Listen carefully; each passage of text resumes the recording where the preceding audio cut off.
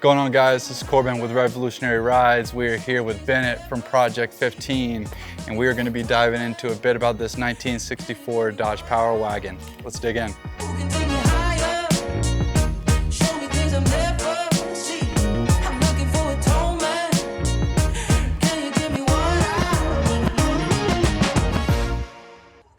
1964 Dodge was built by Icon back in around 2018.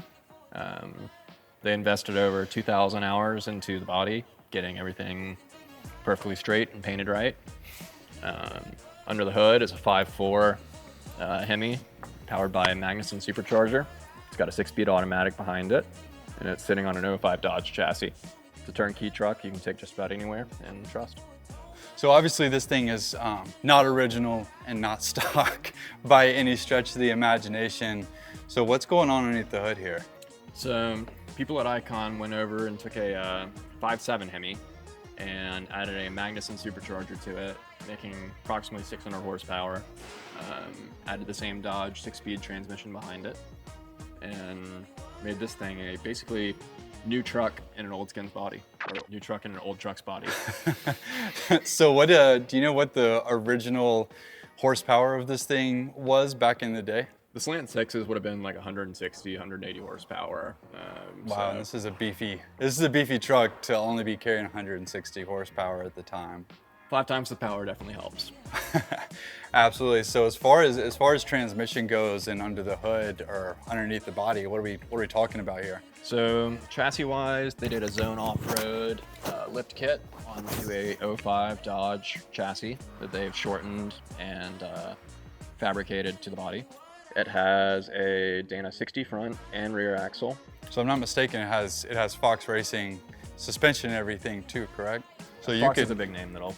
So you could reasonably take this on the Moab or do something crazy with it because it's already built, ready to roll and take on pretty much anything that you throw at it. You could go to a high-dollar meeting, or you could go down Moab. That's kind of the beauty of it. It's anything you want it to be at that point. Yeah, I mean, it's beautiful. The paint color is obviously fantastic. You don't really see this paint color ever on anything. No. And then, I mean, what is this? This is all like cast iron or steel? Actually, this is all factory. That's all factory? Yep. Originally, Wow. 1961 through 64. They call these the 4-eye grill headlights. Was a rare option because not many crew cabs were produced back then. So this is the most desirable spec.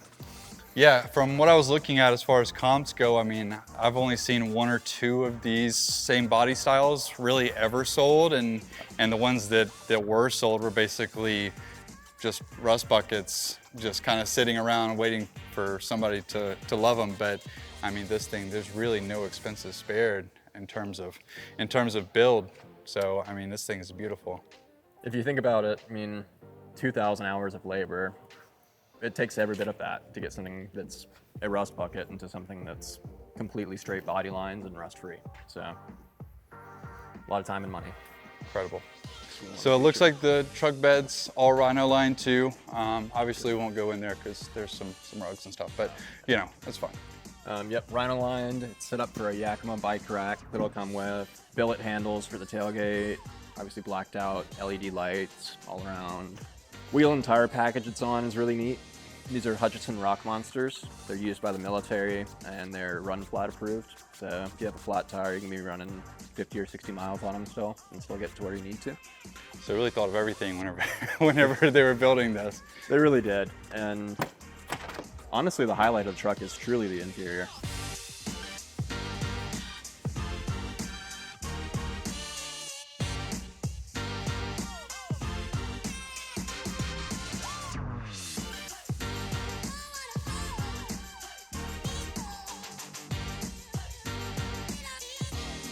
From the carpet up, you have Rolls-Royce carpet. You have Moore & Giles Italian leather. Nice billet components all throughout the truck, such as these custom door handles and power steps. Obviously this leather is super nice. Can you give me a little bit of info on that? Yeah. Do they do all the fabrication and everything in-house for Icon? Yeah, so Icon, Jonathan Ward, the owner, is a great industrial designer. When he builds these trucks, he'll build them to either a client spec or what he has envisioned. This one was one he had envisioned, so he took his Warren Giles reps, got this leather in, and stitched everything in house. So if I read correctly, they had to throw a steering wheel bus on this thing, or a bus steering wheel to be able to basically maneuver this beast. That, and then a big thing for him is he wanted visibility on the gauges, even if you had the steering wheel at any position while you're driving. Yeah. So he had to get up to like an 18-inch wheel for that to happen. Wow. But it feels right in the truck. Yeah, I mean, it doesn't look out of place by any means. And, you know, looking at the dash and the way, you know, the panels are set up, I mean, really it looks original, but also like completely overhauled in the sense of making it modern. Exactly. I mean, every component that you touch in it has been re-engineered. I mean, every door handle has been designed in CAD, made in CNC billet. The entire dash cluster even lights up and tells you if you're in park, reverse, drive, neutral. I mean, so did they have to completely redo the dash to be able to do all the inserts for basically the modernized system that's in there? essentially. I mean, they basically had to strip it down to bare minimum and reinterpret those parts as they put it back together. Okay, that's cool. As far as the system, I mean the four-wheel drive system, everything, is it, you know, 4 high, 4 low? It's got the full setup for any sort of like off-roading activity. Any picture of 2005 to 2014 Dodge, and it'll have that exact same drivetrain. Awesome. So it'll perform just like a brand new truck. That's pretty sweet. Obviously, there's a ton of room in this thing too. I mean, the back seat as a whole, obviously huge. I mean, you could fit probably 7-8 people in here comfortably. Yeah, so actually the reason they were made was for the Air Force, and they called them 6-pack trucks because you could fit 6 troops in them. Oh, wow. Yep. That's a fun fact for you. Yep. Cool history to them. Was because obviously, like, I'm not overly familiar with these model trucks, but you know, the design, like the stamping of the metal and all this, I mean, is that something that was on the originals, or? It was. Wow. They put a lot more design intent back then compared to now. Yeah, I mean, but that's really the appeal to a lot of classic cars anyway, because it holds that sort of nostalgia, but also things were just done with more intent anyway. And the beauty of what this is it's truly a blend of that classic and that modern, where you get the reliability. You can take this to any Dodge dealership and have it serviced, and you're not chasing your tail like a classic truck. Yeah, it makes sense. And I mean, even realistically, you know, with a lot of classic cars, people like to work on them themselves, but because this is a, you know, modern car, you can also kind of do a lot of stuff to make any changes or do any sort of like minor work you need to yourself. It has a code scanner, it'll tell you exactly what's going wrong with it. That's sweet. Saves a lot of head work. Okay.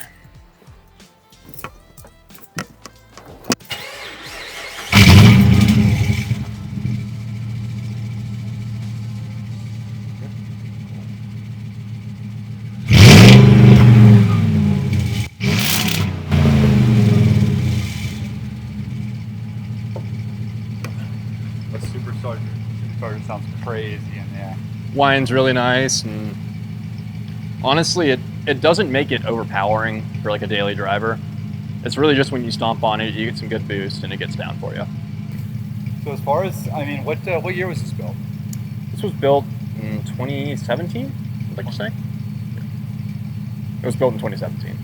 And obviously this was a couple-year process for them to design, construct, do all the CAD, all the like actual components of this thing, and then rip it out, and then not to mention the actual bodywork that probably went into this thing too, to even get it to look like a modern version of this car, because I don't think any 60s vehicle that was driven as a truck or really anything is gonna sustain time like this has.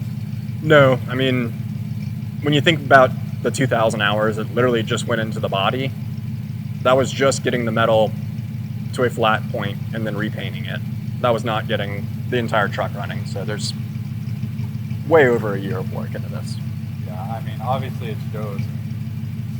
Really, it's a spectacle. I mean, you pull up in this thing and you're gonna turn some heads, because there's just none of these that really exist. I mean, you just don't see them anywhere. And obviously, you know, everyone that's sold, because there's only one or two of them that have made it to market, go for a really high dollar. So this one's probably the best version of any of those that have gone through. Yeah, truly one of a kind. And the only other one that was made from Icon was a diesel, not a gasser. Oh, I didn't even realize that. The white one that they sold was a diesel? Yes, sir. Nice. Yeah. So if you want something that's actually truly modern and reliable, this is the one. Yeah. This has been Bennett from Project 15 and Corbin with Revolutionary Rides. Thanks for coming to take a look at this 1964 Dodge Power Wagon. It's going to be listed here soon, so keep an eye out for some more info to come.